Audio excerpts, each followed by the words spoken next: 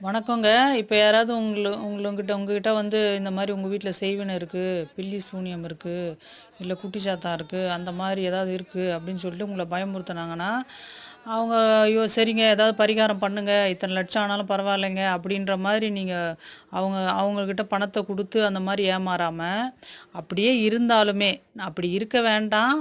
அப்படி இருக்குன்னு நம்பிக்கை இருக்கிறவங்க, ஒரே ஒரு வழி பண்ணுங்க.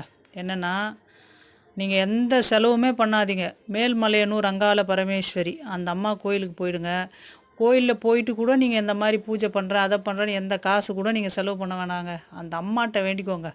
அந்த கோயில் இருக்கிற இடமே ஒரு சுடுகாடு.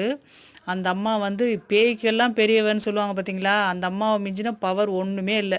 எந்த பேய் பிசாசும், குட்டி சாத்தானோ எதுவுமே உங்கள ஒண்ணுமே பண்ணிட முடியாது. அப்படி இருக்கும்போது அந்த அம்மாட்ட வேண்டிட்டு வாங்க. அந்த கோயில் மண்ண மிதிச்சுட்டு எல்லாமே சரியா போயிரும்.